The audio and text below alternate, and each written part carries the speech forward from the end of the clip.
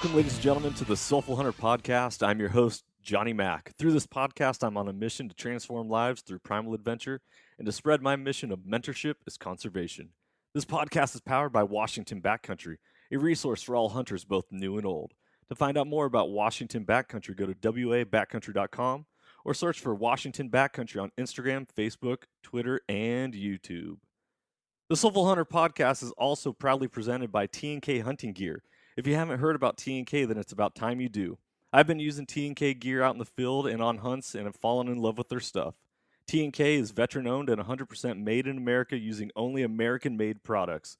All their gear is covered under a lifetime warranty with no questions asked. If it breaks or fails, they will fix it or replace it for free. T&K is your resource for bino harnesses, bow slings, and a lot more amazing gear. For more information about T&K hunting gear, go to tnkhunting.com or search for them on Facebook and Instagram. I hope you guys enjoy this episode. Freedom on and stay soulful. All right, ladies and gentlemen, welcome back to another episode of the Soulful Hunter Podcast. Tonight, I am joined by the one and only Silent Will, but he's been really working on getting his nickname up to the Iron Will, and I believe he's there by now, and I'm really proud to have him on this podcast and to be sharing his story and his journey. And we're going to be talking all about his first hunt. Yeah. This was, you went on a backcountry bear hunt. Yep.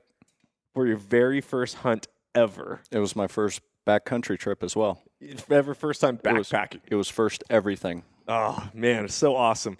So this episode is dedicated to Will's story, Will's journey, and hopefully all you listeners out there, if you are brand new to hunting, that you can find some inspiration and motivation to help you get out and go further and even just to get out. I guess that first step is the biggest part. But then for those of you who are experienced hunters, listen to this podcast and challenge yourself as to what you're thinking about as far as, are you growing hunting? Are you an ambassador for hunting? Are you an advocate for hunting in your community? It only takes a spark to start a fire. It only takes somebody asking a simple question, would you like to go? I will teach you, whatever it is, to get someone to spark their interest, and then all of a sudden you don't know the impact that you're going to have on their lives, and that's the whole point of transformation through primal adventure, and why I truly believe, and I preach all the time, that mentorship is conservation. You want hunting to last for generations to come, then you need to invest in people's lives. And not that you need to, you get to. You get to invest in people's lives. It says in the Bible, which I always talk about the good book. I don't ever really refer to it much as the Bible, but it says, no greater love than this, that a man lays down his life for another. Well, laying down your life for another most often is referred to and thought about as someone dying for somebody. Mm-hmm. Well, the concept of laying your life down for somebody is, it doesn't have to be dying in this per se like moment.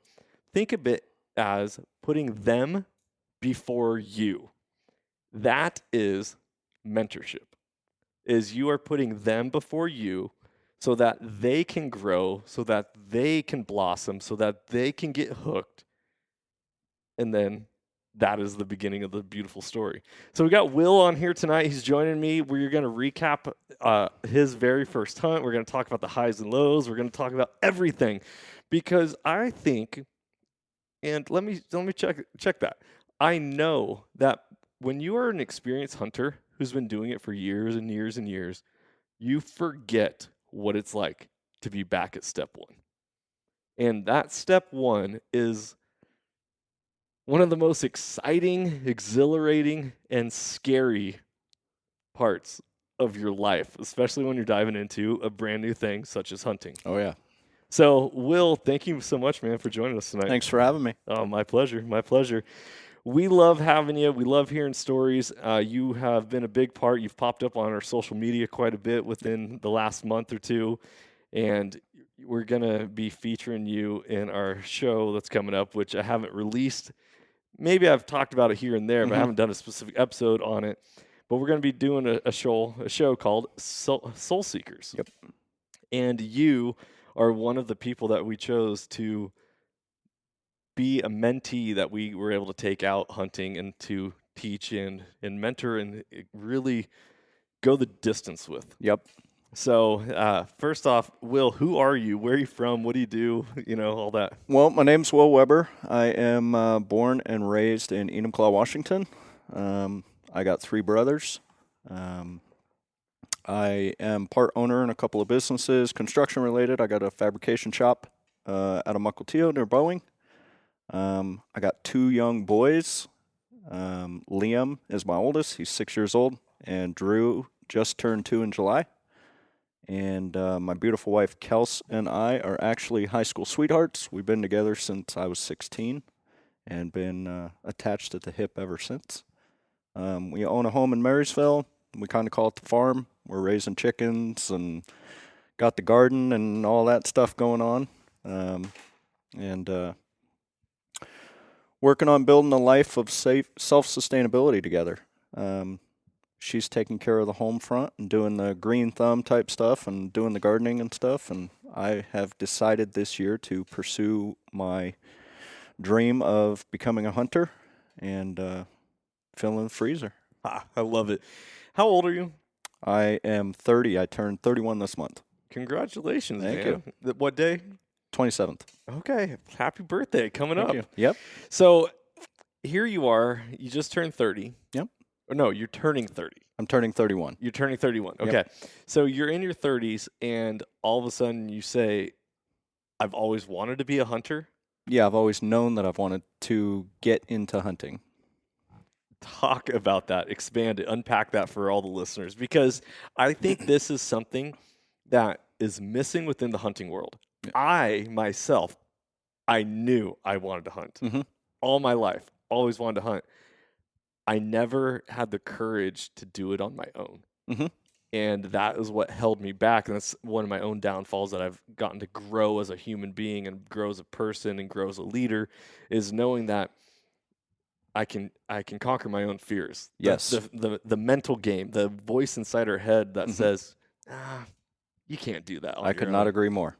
So talk about this. Okay, so for me, there's a few parts to this. So as far as the getting into hunting, taking the step to actually getting into hunting versus the reasons why I got into hunting, hunting is intimidating.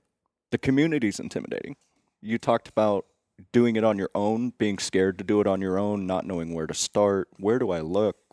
I mean, down to everything. What gear do I get? What rifle do I get? Where do I go? What am I hunting? Regulations. There's so much to learn. Yeah. The hunting community from the outside looking in seems intimidating. It seems not open to bringing new people in the sense that maybe I don't need a spot, but it's hard to just go talk to somebody and be like, so I want to get into hunting. What do I do? Right. There's kind of the stigma around, well, I'm not going to give away all my information and do all this and then pass it to the next generation and do that stuff. A lot of the people I grew up with in Enumclaw, it's a hunting town. I mean, it's a farm town. Everybody hunts and everybody knows everybody. Hunting to me always seemed to be this thing that is passed down from father to son or grandfather to son, and a lot of my friends who hunt grew up in it. I was not in a hunting family. That was not anything that anybody on my side of the family does. So growing up with that, I didn't really, without having the invitation to come in and do it, I let my fears kind of take over. I don't want to not be good at this. I don't want to not know what I'm doing. So I just it was very easy to just keep pushing it to the back, to the back, to the back, and just keep thinking, yeah, well, I would like to do that someday. Yeah. There's always tomorrow, right? I can do it tomorrow. Yeah. I can do it tomorrow. And then there's the reasons why I got into hunting, which is there's a couple of reasons. Now, there was one main reason that I had going into the hunt with you and Tony and Clint. And then there's what I discovered after that when I went by myself and with a couple of friends. And I took my younger brother out, who he kind of wants to get into hunting. So we've been dabbling in it and showing him the ropes a little bit. The provider mentality of it. I'm the ultimate provider in my household. My wife stays home. She takes care of the kids. She's got a way harder job than I got, wrangling those two all day and teaching them and doing what she does and taking care of the household and managing the finances. But I came to a realization about a year ago when I was dealing with some stuff last January, mentally fatigued from business and relationships and stuff like that, that I had to find my purpose. What am I doing here, working so hard, doing all this stuff? Why am I angry sometimes when I'm not able to complete a certain task or do it to my liking or something like that? And I just kind of went on this little bit of a soul search. Mm-hmm. And I am a provider through and through. If I feel like the people around me who I'm providing for feel like they are taken care of, I feel better inside. I'm doing what I'm supposed to be doing. Mm-hmm. So there's the sense of going out and providing, filling the freezer, putting meat on the table, because I buy the meat. I go and I work and I get a paycheck so we can buy meat from the store and put it on the table. But how cool would it be to go full circle and really put it on the table? Yeah. I went out, I got the animal, I harvested it. Yeah. I took care of all that. So there's that aspect of it. And then something that I realized after my hunt with you guys, because you asked me up on the mountain, I think the last night we were there, and you said, give me your opinion of this trip. Tell me what you've learned. Tell me what you're thinking. What's on your mind? And I said, let me get my thoughts together, because we went through a lot on that trip for me as a first timer. Yeah.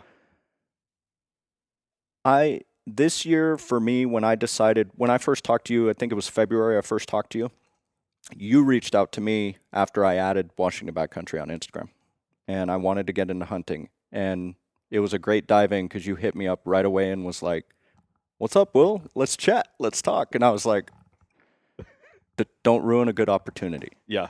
An opportunity passed up's an opportunity missed, right? So I took that leap. But when I decided to start my hunter education program, my safety, this is a year of cleansing for me.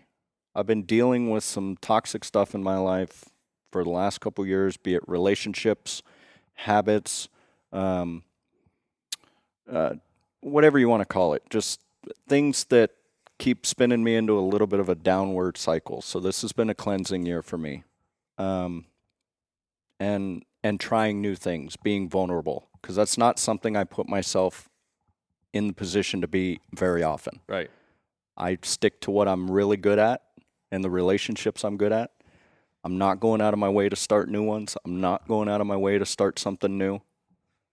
So this was a year of cleansing and a year of be vulnerable, get new relationships, healthy relationships with good-minded, good-hearted people, and see where that takes you. Yeah. The hunting community that I've been opened up to with Washington Backcountry and people I've met through talking with you guys and social gatherings and things like that has opened up a whole new community of really good relationships for me. Yeah. And I'm super happy doing that. Even this podcast it's this a vulnerable moment for me. Yeah. It is. I don't typically do this. I've never done a podcast before, but typically I'm not getting up in front of groups of people and talking. Right. And I know it's just you and me here right now, but everybody who follows you is going to listen to it. So I'm here to tell my story. And I think it's really cool, and you're hitting on a lot of things that was my story. Yeah. And why I felt a need to be a voice within the hunting world was because of everything you felt. Sure. For me, I was a scared little boy. Mm-hmm. I was a scared little boy, and I was constantly covering that.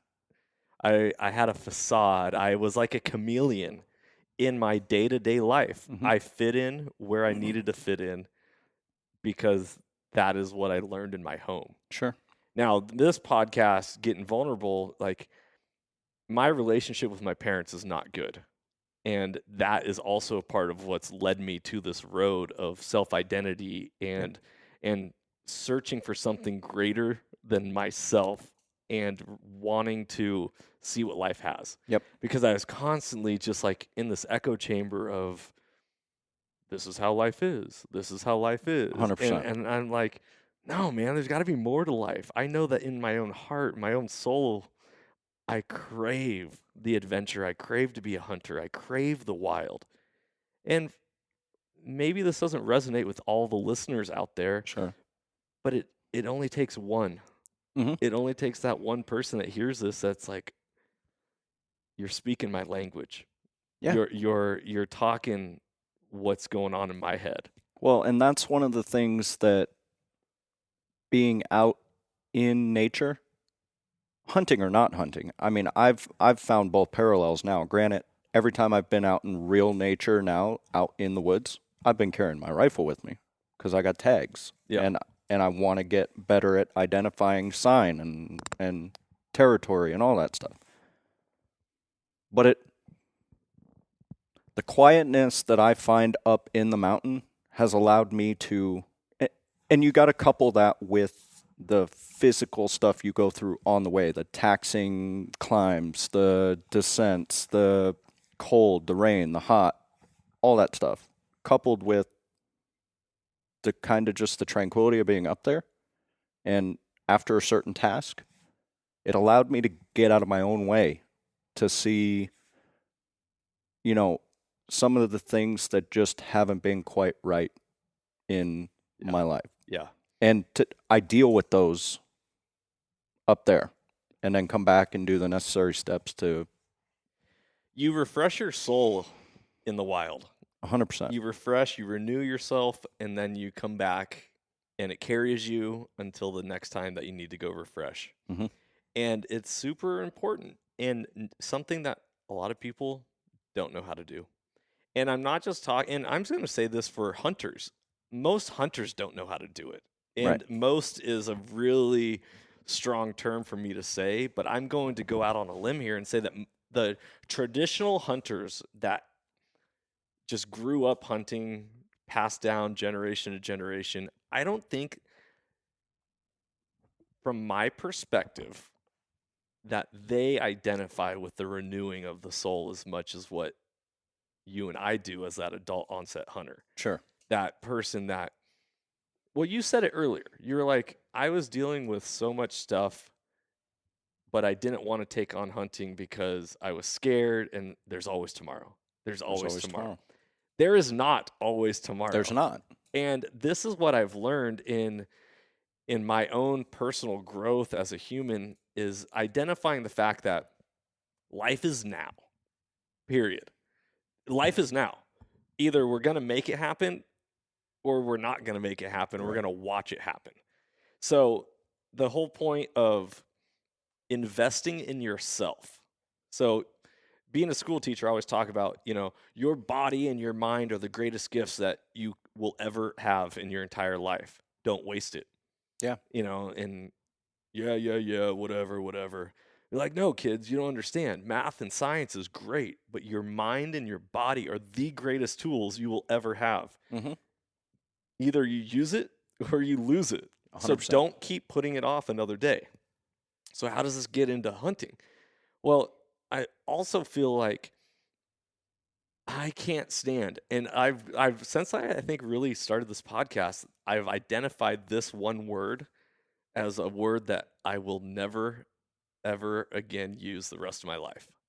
And that's the word grind. I do not believe in grinding it out.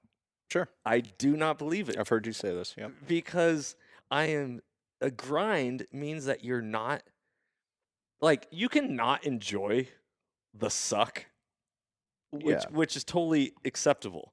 Like lifting weights.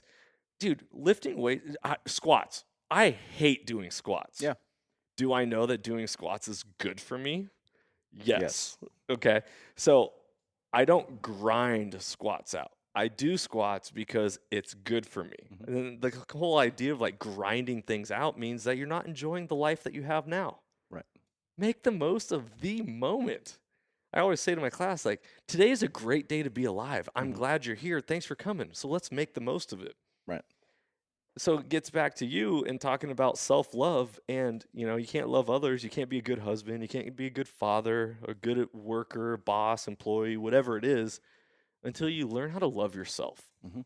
Because when you love yourself, then you're able to love others. 100%. And this is why I always say on the podcast, you can't outgive good, Right. right?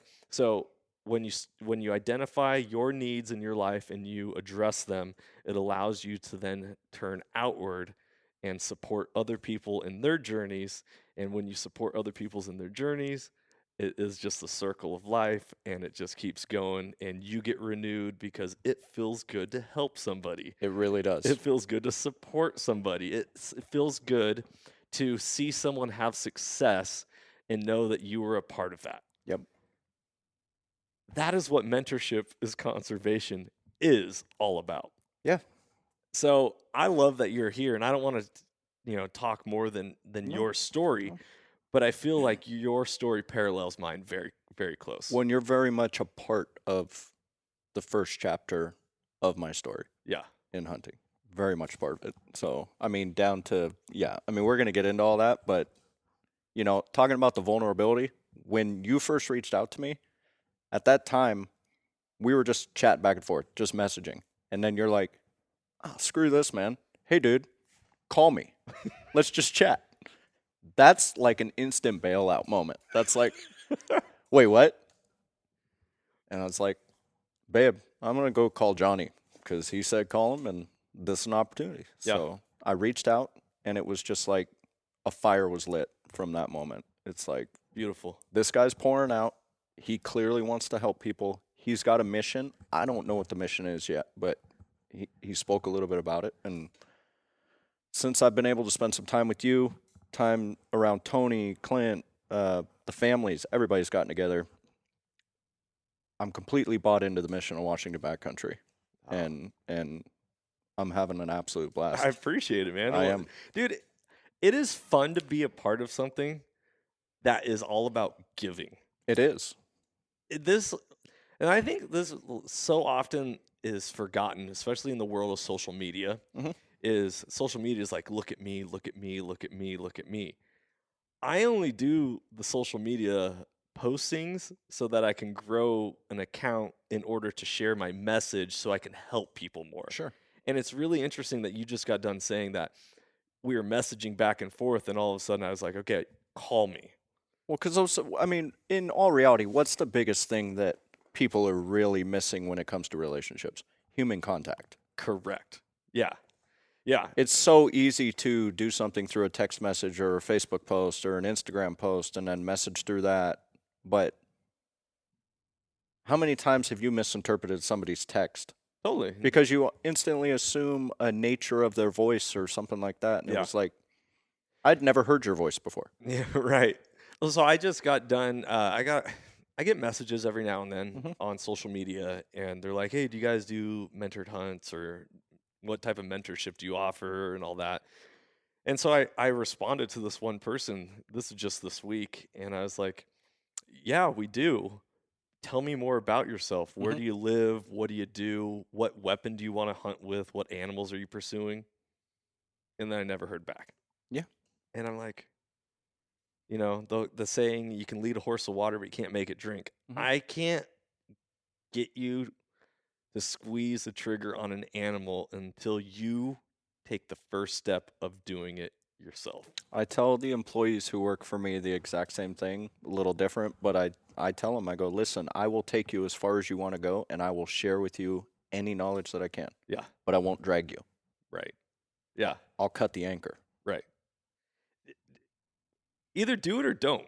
But at the same time, know that it is a life skill. And whether or not you take an animal on your mentored hunt, or even you're hunting and you're not seeing Mhm. animals, there is so much to be learned and gained that it's not just about you killing the animal and you getting meat.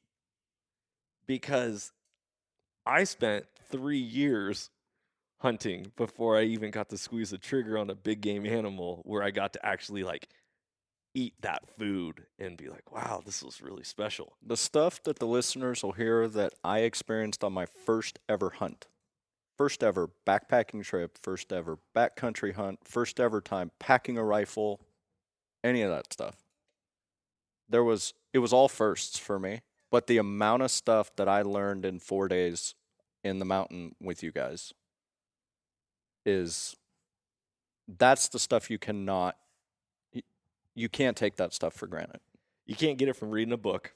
No. You can't get it from listening to a podcast. It literally, you have to physically go out and experience it. You told me that before we left. You can do everything you want to prepare for this trip. You can't replicate being out there. Yeah. 100%. All right, so let's get into this hunt. So we took you, we had you lined up for an August bear hunt. Yep. Here in the state of Washington, since black bear opens August 1st. You initially told me you wanted to hunt deer, which is like traditional new hunter. Yeah, atypical, like, hey, I'm going to hunt deer, which is, whitetail deer is the most sought after and hunted animal in North America. So, like, Sure. I think it might actually be in the entire world. There's that many people that hunt whitetail deer. Sure. So it's common for someone to say hunting is deer hunting. Yeah.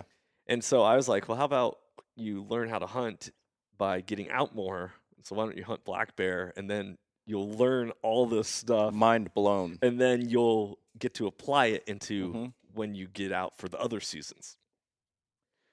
So we take Will on a journey, and I'm not going to talk about how many miles in it was or any of that, or the elevation or whatever, but let's just say it is probably one of the hardest hunts that I do or I've ever done up until this point. It was some work. Yep.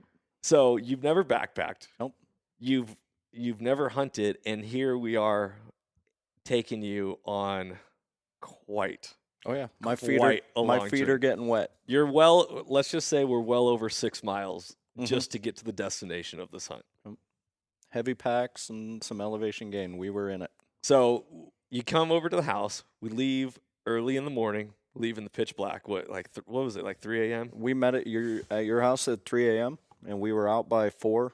And yeah, the goal was hit the trailhead by 5. Yeah.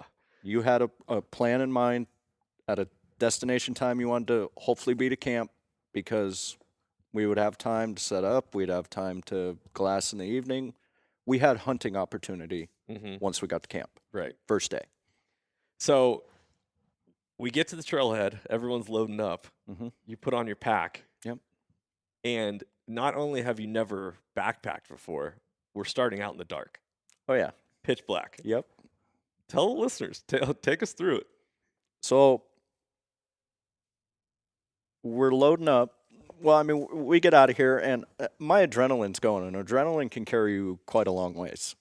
But in all reality, I kept telling you leading up to this thing, oh, yeah, dude, I'm doing whatever I can to train. I've had my pack loaded up. I've been packing it up a hill and doing this and doing that. And we get out, and everybody's getting ready. And we're loading up, and it's pitch black out, and we're at the truck, and everybody's getting suited up, getting whatever gear they need to get on. And the doors lock on the truck, and the packs are on the back, and it's like, all right, here we go, guys. And you were leading the way. You hit the trailhead. You're familiar with this spot. And all I'm thinking at the time is I got my headlamp on. I got my pack on, and it's heavy. I know how many miles are ahead of us, but I don't know what the terrain's like. I don't know how much elevation gain 100%.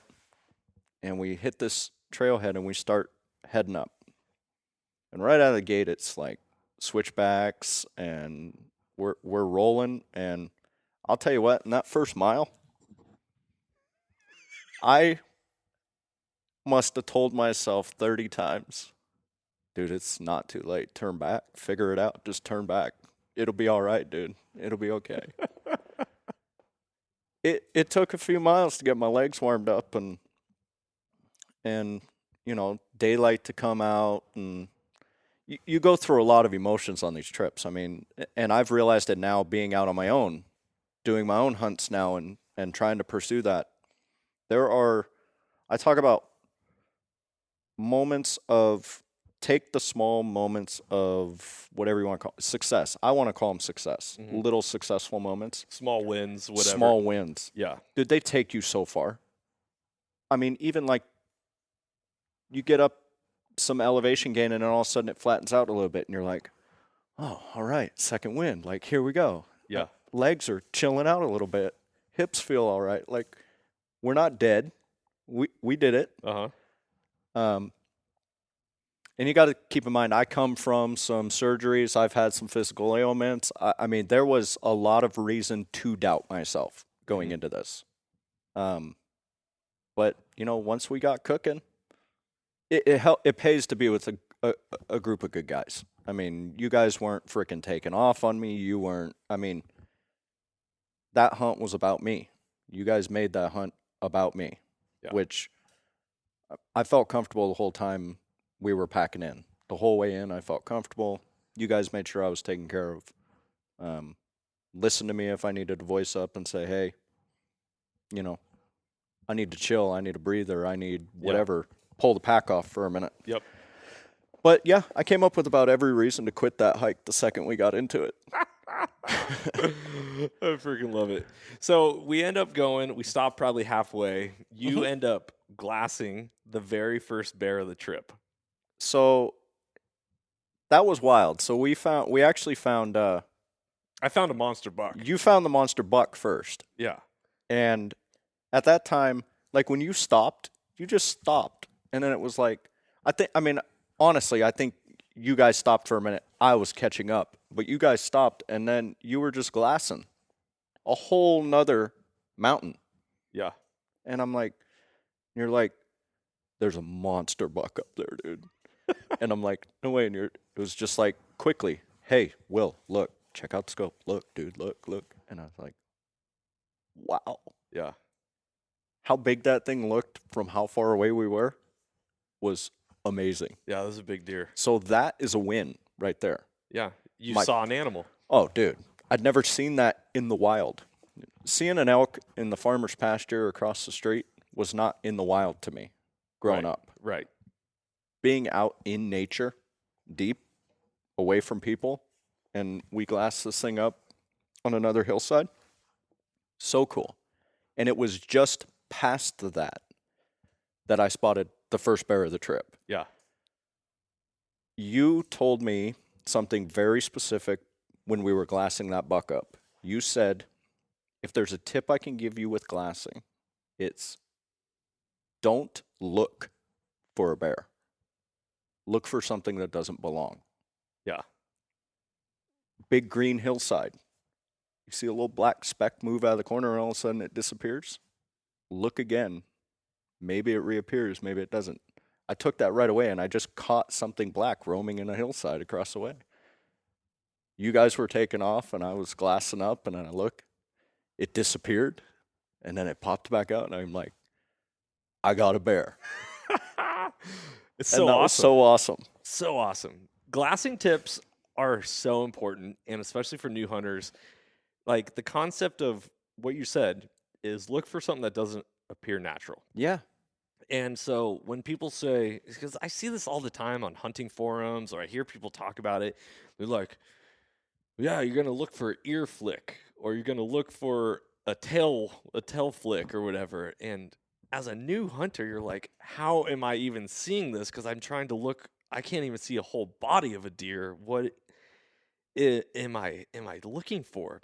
I remember this was probably my second year hunting. I was with Tony doing a scouting trip in the springtime after I had our first child. So it was on a Saturday. My wife worked at the hospital. Him and I were like, all right, let's go scout an area and figure out what we're doing.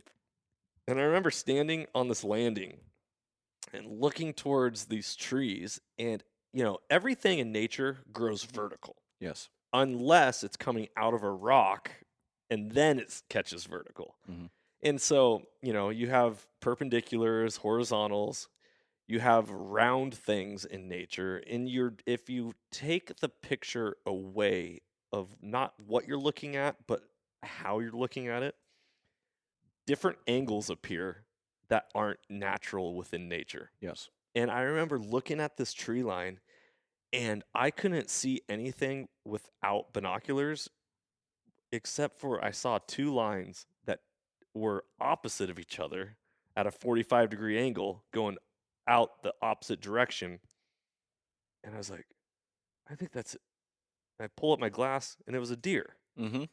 The ears of the deer were at 45-degree angle heading out. And I was like, that is what they're talking about. Yep. But that is the mentorship in which no one ever taught me. Right.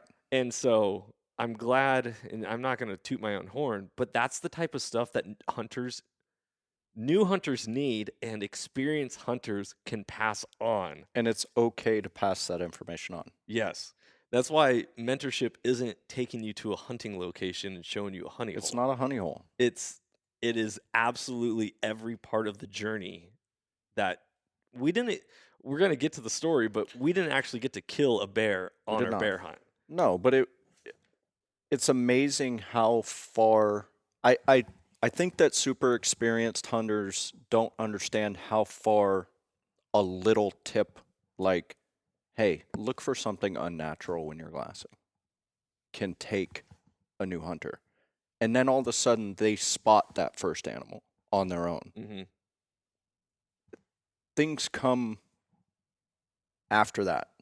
Like noticing sign, tracks, deer tracks, scat, all that stuff. I had no idea what I was looking for. Right. I've been on one scout with you to look for our fall bear hunt spot. And it's like you could be running along and come across a track and all of a sudden just put the brakes on and it's like, you notice that? You notice how the brush kind of goes this direction, does this? And it's like, no, how did you notice that? You were running a minute ago. Yeah. Now it's like trained eye. It's like it pops out. Yeah. Nature comes alive to you when you start to understand it. It does. And it's fun. Yeah. It is so much fun. I think for all the listeners, all you new hunters out there, and even Will, for you to hear this, as I'm not like a veteran hunter yet, I would say I'm like intermediate. Yeah. However, I still second guess myself when I start glassing for animals and be like, okay, what is a deer going to look like when I see it at this distance? Am I actually going to see an animal? Is it going to look monstrous? Is it going to look tiny? Am I going to be able to identify it? So I still get those thoughts in my head. And this is where we get to control and be in charge of the voice in our head. And we don't let the voice in our head control us. And say, yeah, you know what? I might have forgotten what it's like to see an animal, but I know I can identify an animal when that opportunity arises. Absolutely. And then all of a sudden you're like, okay, you're back in the game. You stay focused. And if you need to take breaks, take breaks. Yeah. Enjoy it. But if you're not actively pursuing them, you're also not going to find them. So, okay, so you spotted your first bear. Yep. That's a great glassing tip. We end up making it there about the time that we wanted to, mid-morning. Yeah. That was the furthest you've ever journeyed. Oh yeah. Were you and with a pack. I was dead, dude, when we got there. I was like, we rolled up and it's like I see you shuck your pack off and Tony shucks his off and I'm like, can't wait to get my pack off. And it's like we dropped the pack and it's like, but that was a huge win for me. Yeah. I didn't feel as tired once we got there. I mean, I was whooped. I was sore. My legs were tired. Don't get me wrong. I felt beat up. But when I had the chance to take the pack off and it was like, that's when it sank into me that it's like, we're hunting now. Yeah. We're at camp. We're hunting right now. Yeah. And that was a cool feeling. It was a cool feeling. And to have gone that far and never done that before, I mean, I pushed my body to physical limits on that entire trip. Yeah. I will say that when we got to camp, I was like, oh, nothing else here can be near as hard as that pack in. There's no way. Yeah. I was wrong. So one of the things that I want to, this is a little bear hunting tip for all you listeners out there, is you can't identify really when the berries are going to be ripe that well, except for if there's a late snow, then it usually pushes the ripeness of the berries back a little bit. And this year we had a late snow, We did. which I totally forgot about because when I was in the springtime, I was thinking spring bear, spring bear, spring bear. Mhm. Totally forgot about the late snowfall. So when we scheduled our bear hunt, it was at the early season of the berries being ripe. Yeah. Uh, Nothing wrong with it because bears will still eat berries when they're not completely ripe. But when you can identify a location that ripens at the same time year after year, then the bears are always going to be there. Mhm. So we get to our location and the berries are just not in all the way. Yeah, and we passed through some berry patches when we were getting close to getting to camp, and you were pointing out the berries for me and saying this is what we're looking for. But you kept me in the loop the whole time and told me these aren't ripe here though. Yeah. I don't. We'll see what they look like when we get up to exactly where we're going to be checking out, but I expected these to be a little riper than they are. Yeah. So that was a mistake per se. But once again, if you listen to this podcast in multiple episodes, life happens for us. It doesn't happen to Yep. us. So And this trip was not without opportunity. So the berries were not ripe. And yet, how many bears did we end up seeing? Including the one that I glassed up on the way in, which obviously we were not going after. 5 bears. There you go. 5 bears in 3 days. 5 bears in 3 days. That's you. How many bears have you ever seen in the wild previous? 0. Exactly. So I mean, the hunt wasn't without its excitement. Absolutely not. Talk about. So we could talk about the hunt all we want, but Mhm. let's talk about your growth as a person, as a hunter, Sure. and the challenges that you face in all that. So. For all you listeners out there, you are going to get to see this episode when we release it. But I don't want to necessarily just talk about the hunt. Sure. I want to talk about you Yeah. and your story. So there were some opportunities within the hunt in which it was like go time. Like First night. you go 0 to 100, or you go from glassing and not seeing much to all of a sudden, let's go, let's go, let's go. Talk about the experiences and then what you learned from them.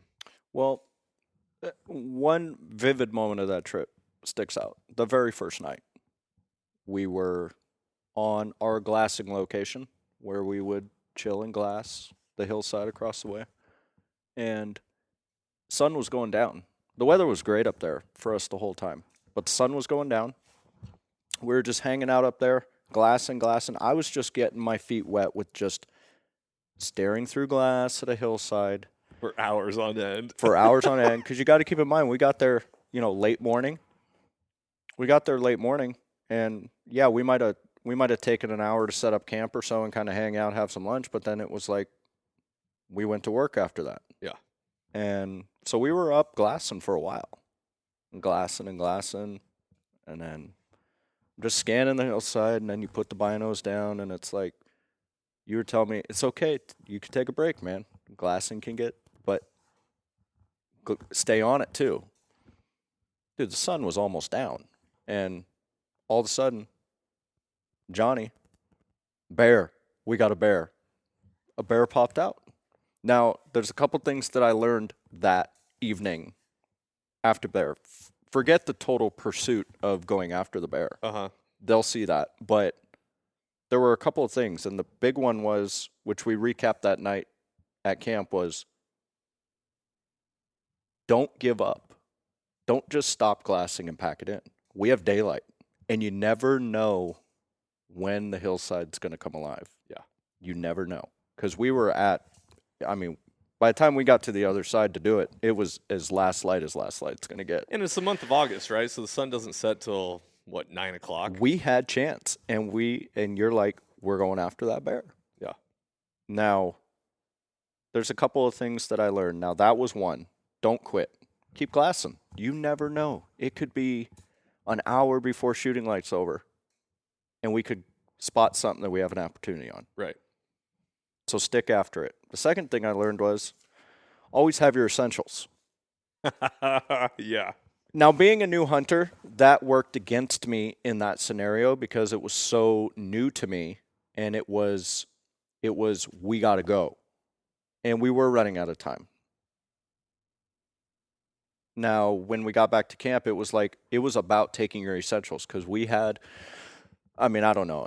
Johnny could shave some time off of it, probably with Tone, because he could take off pretty good. But I mean, that's probably a 40-minute jaunt to the other side by the time you get over there. So it's like Johnny's go, Tony's go, Clint's rolling, I'm rolling, and it's like, we got to go. Grab this and we got to go. So I was like, everybody's taking off. So I took off with you guys. Now, I want to caution everybody to understand that from the moment we set out on this trip, I knew the expectations, and I also was laid out with the points of always have this, always have that, always do this. This was not like a fly by the seat of your pants moment where it was throw all caution to the wind, forget the mentee in the back, and take off because we got a bear opportunity. I knew, but I got caught up in the moment of running out of there, and the sun's going down, and I'm booking, and I'm behind you guys. I left everything at camp. Everything at camp. Yeah. Including my headlamp, including my phone, which has a flashlight on it, and it's getting dark. Luckily enough, Clint ended up falling back a little bit because it was getting dark, and he was first shooter on the trip, and he didn't think he was going to go after the bear. So you guys fled ahead. I managed to catch up to the top of the hill. Luckily, I heard panting behind me, and it was Clint because he was booking too. And I was like, dude, I don't have anything. Yeah. Now, that was the first and the only time on that trip that I actually had a moment of, I don't know if you call it helplessness or what, but I'm thinking it's almost dark. Johnny and Tony are ahead. Luckily, Clint's behind me. But, dude, if Clint wasn't, I'm in a place where I don't know where I'm at. I don't know where I'm at. I don't have my flashlight. I don't have my headlamp. Now, the smart thing to do at that point, because it's going to get dark, and we weren't in, like, just clear terrain. It was like there was some stuff to whack through to get up there. I know they're going to come back through here. Yeah. But I don't know when. If that gun goes off, it could be hours before they're coming back through here. Right. And I'm not going to trek forward because I don't know where I'm going. Yeah. There are essentials that you want to make sure that you have at all times. Now, I just want to throw an asterisk out there for all you listeners. We did not leave Will. No, I want to make that very clear. Yeah, I was on the trail with you guys. I was right with you guys. I was paces behind you guys. But it was at the moment that I realized I didn't have the necessities that I needed. Yeah. That I was like, this could turn out bad. Right. Now, experience prevailed. Clint knew that as well. Johnny knew it as well. Tony knew it. You knew Clint was falling back at the time. Right. 100%. There was no way I was going to be separated from Clint. He clearly made a point that you guys take the rifle and go after it.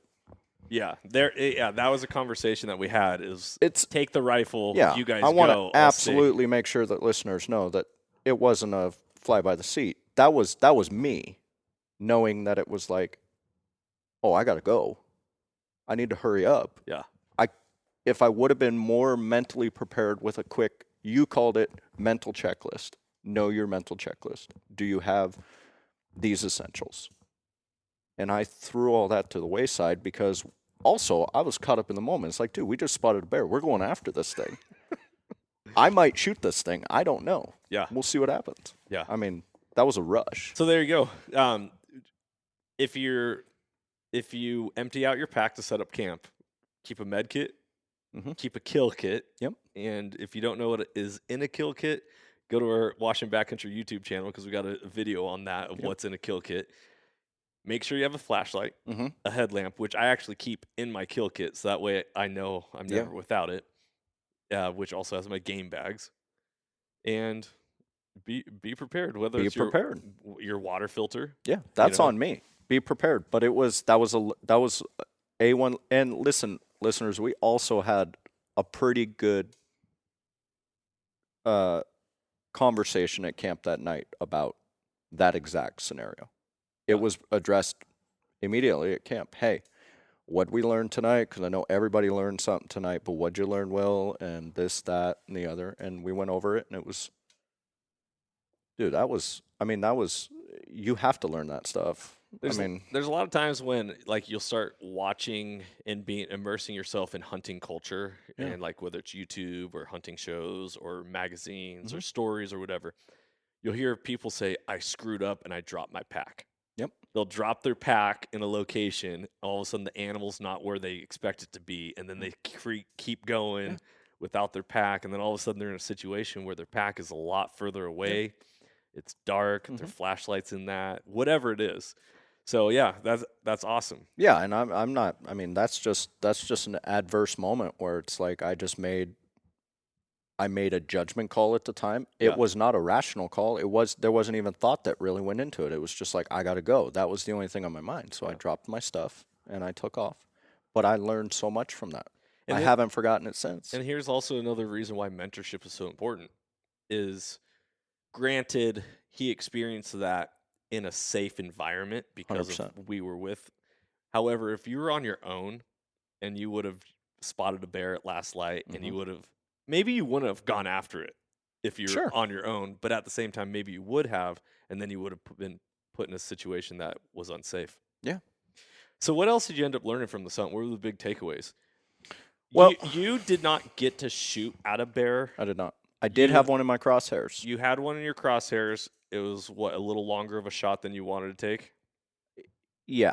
It was longer than I was probably comfortable taking. I was dialed for it, but it was, yeah. I mean, I had a good beat on it, and I felt comfortable, and I was in a good position to take the shot. But it just, yeah, it wasn't the best opportunity for my very first shot on a big game animal. It wasn't the ethical thing to do. And so I tried to close the distance for you, and then we ended up losing it. Yep. And that's hunting. Yeah. What are the biggest takeaways for you from that hunt? What, like, you went into that mountain, Will Weber, a new hunter, a guy who never has done any of this. You came off that mountain stronger than I thought I was going in. Yeah. 100%. Physically, mentally. Like I said, when we hiked in, when we got to camp, I didn't think I was going to face anything as physically daunting as that hike in. Every day was a whole new level of physical. It was level after level after level. And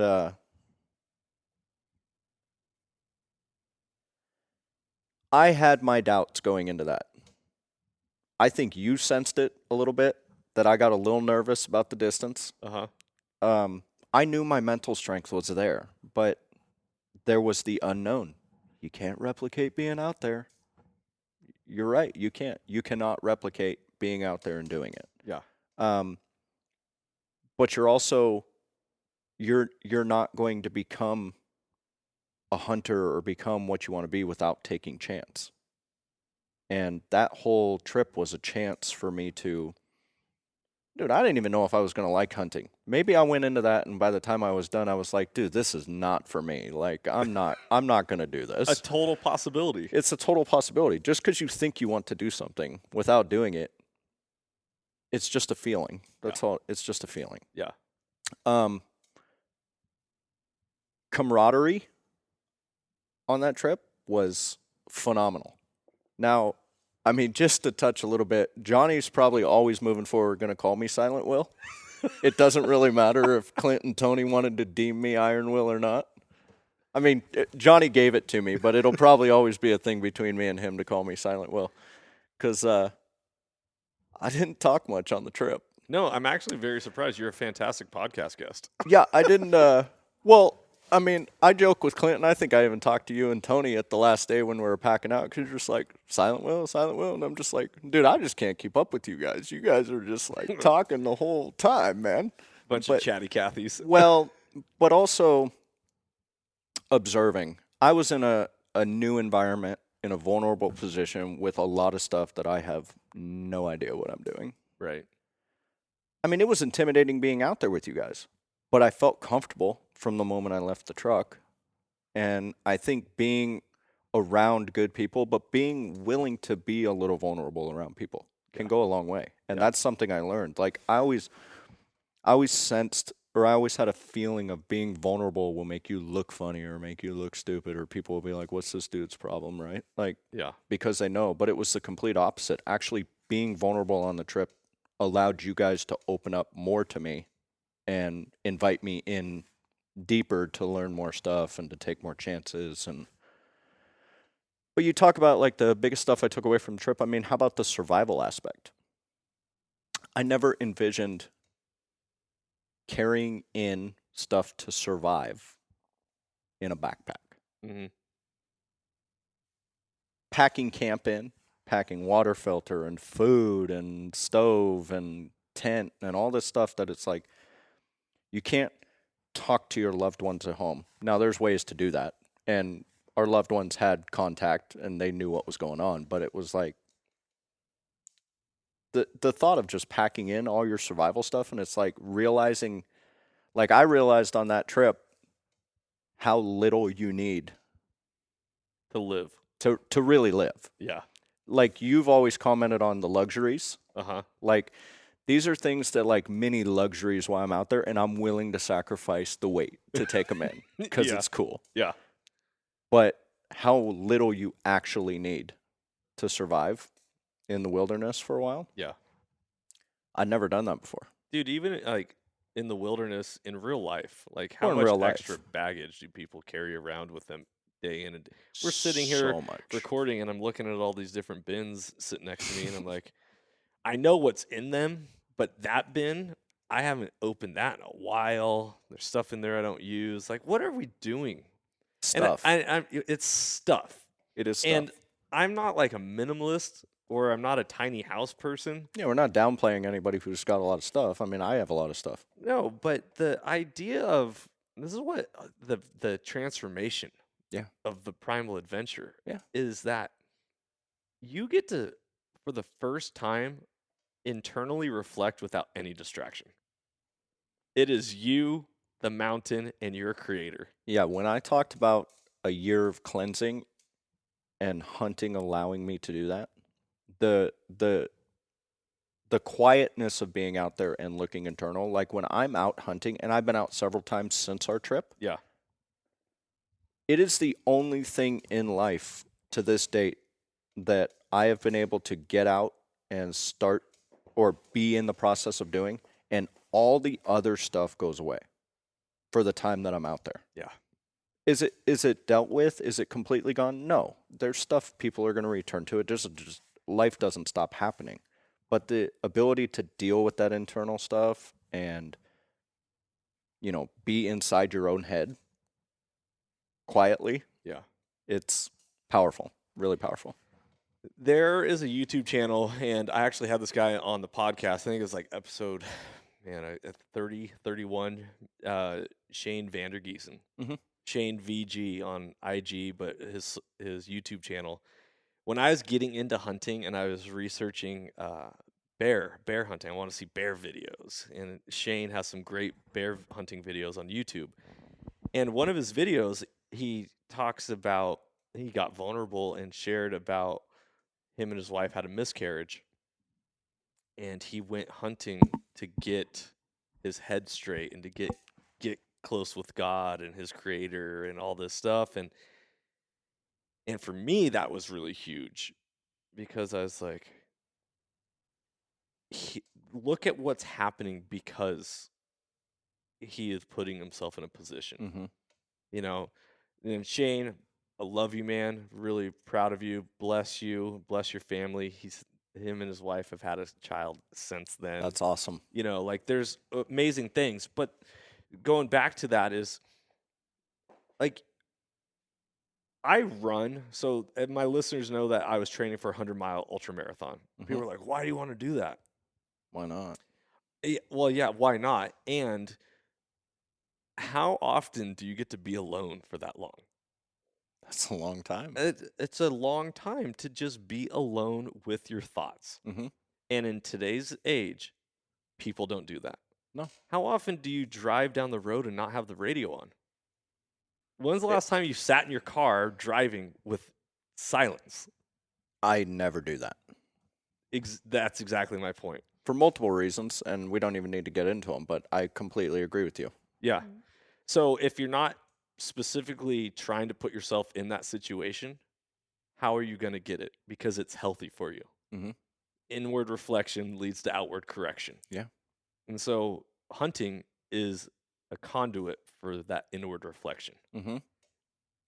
and so much more. And that's Oh, yeah. why I freaking love hunting. I want everyone to do it, man. I It know. is literally the best thing. So here you are, brand new hunter. You went on a hunt. You learned as much as you can, minus the actual killing of an animal Yeah. and the gutting, the skinning, Sure. the field dressing. You learned everything except for that. Mhm. And here you are taking out other people hunting. Yeah. I have I've taken out my younger brother who wants to he has an interest in getting into hunting. We'll call it that at this point. Me and him are real close. I've taken him out twice, including this last weekend we went out. He was able to see his first sign, set his first trail camera. It's my cam, but he was able to be a part of setting up a trail camera in a meadow I got my eye on. He has seen a bear track now. He's seen lots of deer track. He's seen bear scat. I've shown him what the berries look like when you get into them and they're ripe and all that stuff. That's been awesome. I was actually able to go out on a hunt, a bear hunt with a future mentee of yours who's Yep. actually going to be going out for Zach, this coming weekend, listeners, you're going to hear this podcast. I'm going to release it tomorrow, but this coming weekend for Modern Rifle, we're taking out Zach. and He's our next I'm rooting mentee. for you, Zach. Go get one. Yeah.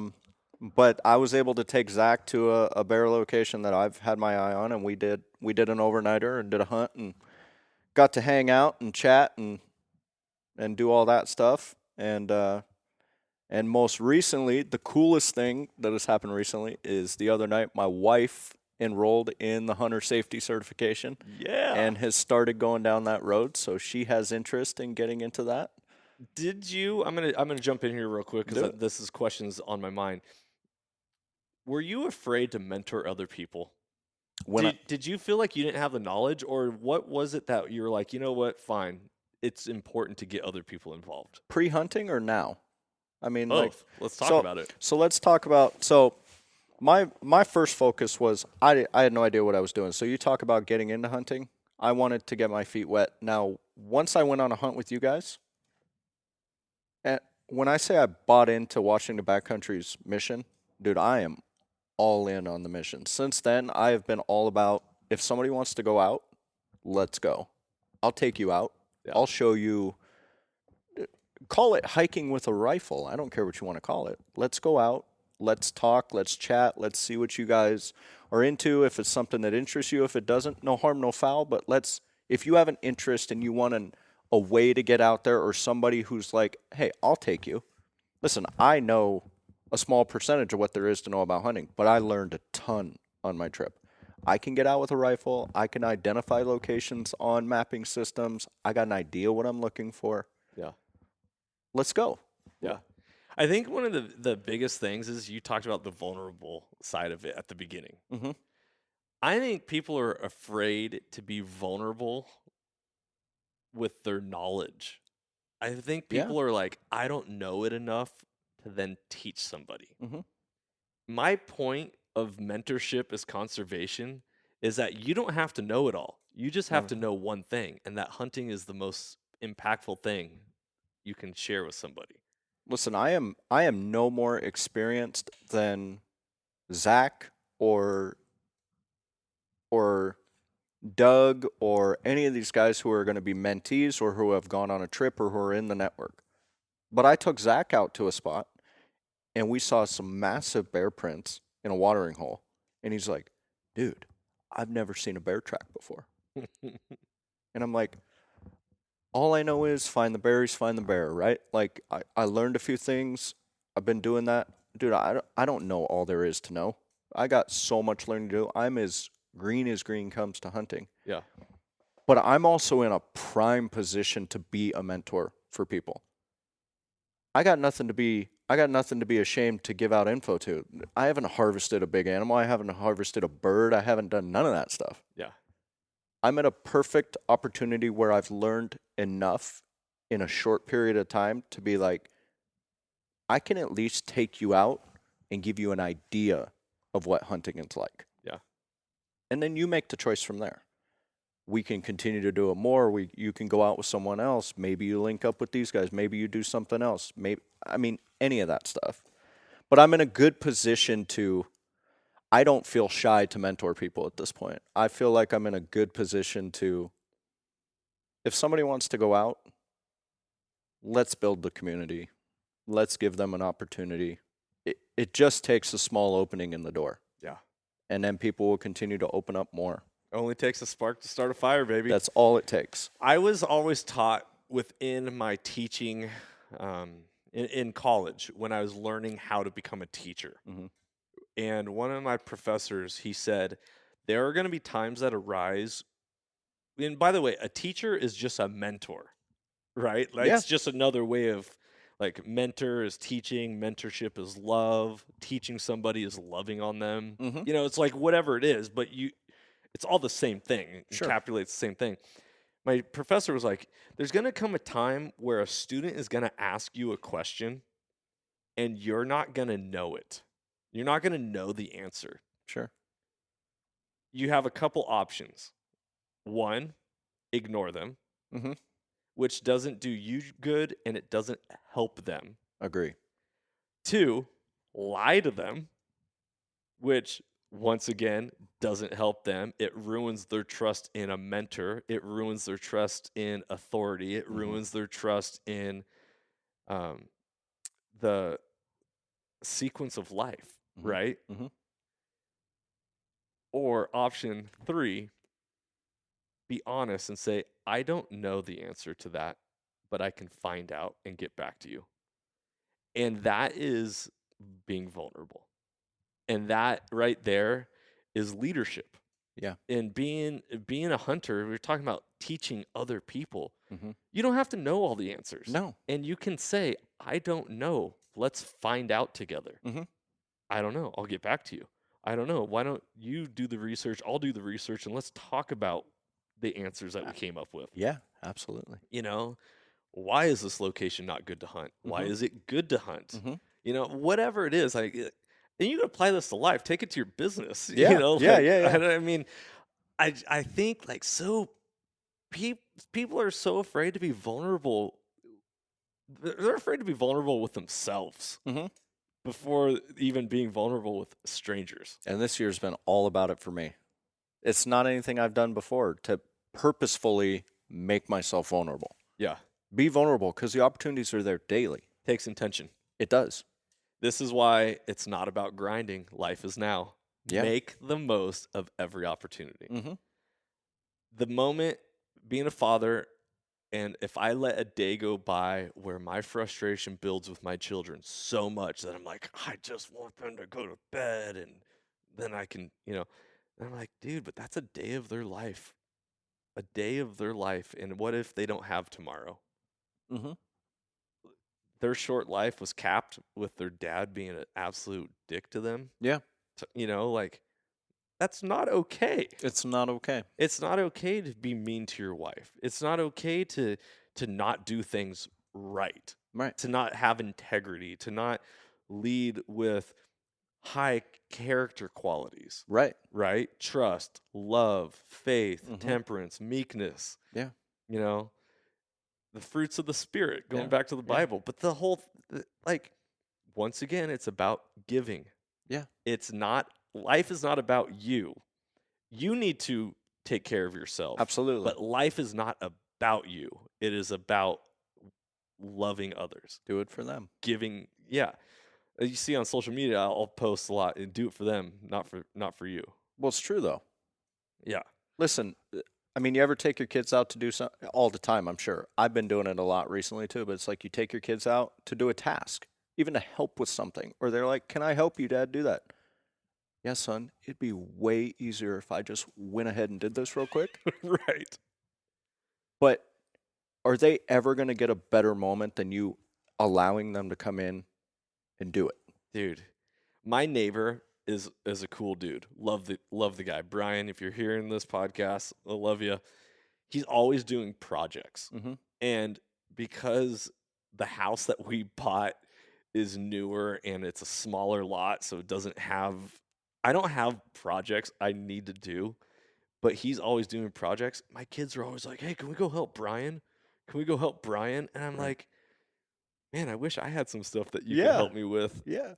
He is welcoming to them, but at the same time, I'm like, "Man, I'm sure my kids are probably annoying It the makes crap you out of take him." an inner look, though. But it and made me look, and it's like, "Crap, man, maybe I need to start figuring out stuff intentionally that they can help me, even though I don't need anything done." be intentional, though. Yeah, be intentional. It's so that is more powerful than anything that you can do, especially with your kids, Right.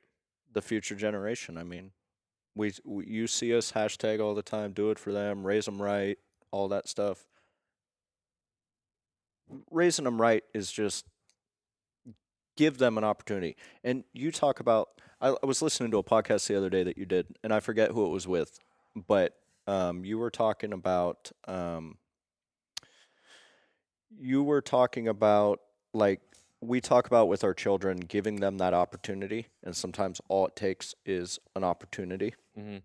And especially with our kids, that stuff goes such a long way. Like my kids, Liam, my oldest, is involved in so much stuff that I do. Every day I come home, and it's like every single day I get home, they're both running as fast as they can to the truck. Right. Now, I have had days where I'm like, guys, give me 5 minutes. Like, I'm Right. just getting home from work. But then sometimes you have to check yourself and be like, dude, the excitement they have that you are home, Yeah. that should outweigh everything. Yeah. They want to just be around you, do what you're doing, see you. They've missed you all day. So, like, you talk about having those days where it's like, I just want them to go to bed. Just be intentional. Yeah. And it doesn't just go with them, because even a 30-year-old adult onset hunter, okay, it's not a kid, it's not a veteran hunter. We don't just have to do it for our 7 and 8-year-olds, our 10-year-olds, 12-year-olds. Right. A 30-year-old, a 35-year-old, a 45-year-old. Everybody should get an opportunity, and don't be scared to mentor anybody. So let's wrap this up here pretty quickly. Yeah. But I just want to share this because I'm building off of what you're saying. I love this. How would you get to where you are in this life if someone else didn't teach you? Would you be where you're at in business if you didn't have someone else teach you how to do it or mentor you along No, the I'm way? not, and I'm actually, not to get off on that tangent too far, but I'm actually a prime example, because my business partner, who I've known 13 years now, his name's Dave. Dave, if you're listening, love you, bro. He is 50. We actually share the same birthday, ironically enough. He turns 53 this month. I'm turning 31, so you can see the age gap. I've known him for 13 years. He was a customer of mine. We went into business together. We grow daily together. He is a mentor to me, and he has been for 10 years. Mm-hmm. At the time, I didn't even know it. I've known it for the last 6 or 7 years because we've been in business together. But no, would I be where I'm at in business? Not at all. Yeah. I had somebody who was like, I'm not afraid to share what I know with you. That makes me more powerful. Right. Don't be afraid. Don't be afraid. I have to say this to myself out loud daily, that when I look at myself in the mirror, and even if I'm not looking at myself in the mirror, like I'll be running on a treadmill and be like, oh, this is really hard right now. And then be like, no, I'm a powerful, inspiring, loving leader. Mhm. I can do this. Yeah. I get to do this. Yeah. This is my choice. And when I choose to do something, I'm going to do it because it's going to better me. And you can't outgive good. You can't outgive good. You can't outgive good. Ladies and gentlemen, I'm Johnny Mack. This is Will Weber. He is a brand new hunter. He's an adult onset hunter, and there are millions of people out there exactly like Will 100%. looking for somebody to be a mentor for them. Mm-hmm. You, doesn't matter how long you've been hunting, doesn't matter how much experience, how many animals you killed, how big of animals you killed, how little of animals you killed. Everyone has the ability to share the knowledge that they have with somebody who does not have that knowledge. Right. And it starts with each one of you listeners Mm-hmm. to take a moment and think, what am I doing to continue on the pastime, the hobby, the sport, the heritage, the love for life that I do called hunting? What am I doing to make sure that lasts for generations to come? Yep. I can't agree more. That it doesn't die with you, that it and that hunting doesn't have a period because of you. Yeah. What are you doing to put Be a the comma? difference. Be the difference. Yep. Yeah. So let this be a call to action, everyone. It is October. It is what, the second week of October? Second week of October. And it is not too late to still invite someone to come hunting with you. Nope. Deer's opening up. Yep. Modern Rifles opening up here in the state of Washington this Saturday. We got a lot of late rifle hunts. Usually rifles easiest weapon to get into. More often than not, archery is its own beast. Mhm. Muzzle loader, not everyone has one. Sure. Just because that person doesn't have a weapon and just because that person doesn't have a tag or even has hunter safety completed doesn't mean you can't invite them out hunting with you. Right. And if you're afraid of giving up locations, Will, what did I say to you on our hunt before we even went? About the location? About the There's location. an unwritten rule. And I mean, at least for us, when we went, listen, I'll show you stuff. I'll show you some places. Basically, a spot's a spot. So, I mean, listen, I'm going to throw it out there right now real quick. If, you're new to hunting, I'm brand new, reach out to Washington Backcountry. They can link you up with somebody. Otherwise, you can follow me on their Instagram. You can find me, Iron Will Weber. Check me out. I'll take somebody out. Let's go. Let's hit the mountain. I love it. Let's do it. But the point of what I was saying was that I told you before the hunt, I go, This is our spot. This is our spot. Not that it's our spot like we're claiming it, but this is not your spot. Yeah. This is you getting to learn how to then find Mhm. your spot. And out of an honor system, I'm asking you not to come back here, not because I don't want you to come back here, Right. but because for you to grow as a hunter, you need to take all the knowledge that we've given you and then apply it. You still have to do stuff on your own. Right. Or whatever you want to call it. I mean, it doesn't have to be silent on your own, but I mean, yeah, that was your guys' spot in the sense that, listen, have other people hunted there? Absolutely. Have you guys bumped into other hunters there? Absolutely. It's not an unknown territory. Right. But put the tools that we gave you on this trip to use. Go find your spot. Right. Go find your honey hole. Yeah. Because they're out there. Oh, they're out there. It's just a matter of putting in the work. Yeah. And go and do it. And not being afraid and not grinding it out, enjoying the process. Be intentional. You're never going to be brand new ever again. True. You're never going to get that brand new feeling ever again. True. So enjoy the process. Yeah. Do you want to get to that end destination quick? Yeah, but if you don't enjoy the process and on the journey there, when you get there, it's not going to be as rewarding. It's absolutely not. So, all right, everyone, we got to sign off and wrap this podcast up. Will, you already dropped it once, but drop it one more time. How can people get a hold of you if they want to, or if they have questions, or since they want to maybe talk with somebody of their same skill level, mindset, whatever? How will they get a hold of you? Best way to reach me and find all my contact info is on my Instagram handle. Find me at ironwill_Weber with 2 B's in Weber. You can find me on Instagram. Feel free to hit me up. You can find me. I'm tagged in quite a few of Washington Backcountry's posts here recently because we've been working on some stuff together. And I'd love for you to reach out. I love it. Let's have a conversation. I love it. Guys, ladies and gentlemen, don't be afraid to reach out. Courage is the first known quality of a human. Yeah. And if you want to accomplish anything in this life, it takes courage. You know, believe it or not, one little tip, one last thing to leave you guys with. I once had, he's actually my old boss who I went into competition with, so these words might have actually not done him any justice. They might have actually hurt him, but he told me once upon a time, it only takes 10 seconds of courage. Once you do what it is that you said you were going to do, or step foot doing what you're going to do, all of a sudden, all those emotions that came in before, dude, you're already in it. 10 seconds of courage. That's all you need. I love that. I was so scared to start a podcast. Dude, you're killing it, though. You're killing scared. it, though. But you know what? If we live by fears, we don't get anywhere in life. Agree. So here we go. Ladies and gentlemen, mentorship is conservation. Hunting has the power to transform lives through primal adventure. It is your job to make sure hunting lasts for generations to come. Be the spark that starts the fire in your own community.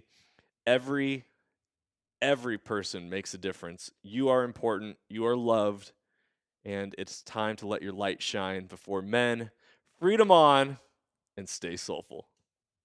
If you enjoyed today's podcast, I'd love it if you could go ahead and give this a rating as well as subscribe. Also, you can check us out on Instagram under the Soulful Hunter Podcast. Make sure to tag us in pictures and posts and use the hashtag Soulful Hunter. To find out more about the Soulful Hunter Podcast, go to soulfulhunter.com and be sure to follow the podcast, as we are going to be bringing you a lot of great information, insight, and changing lives through primal adventure. I look forward to connecting with you on the next episode. Stay tuned and stay soulful.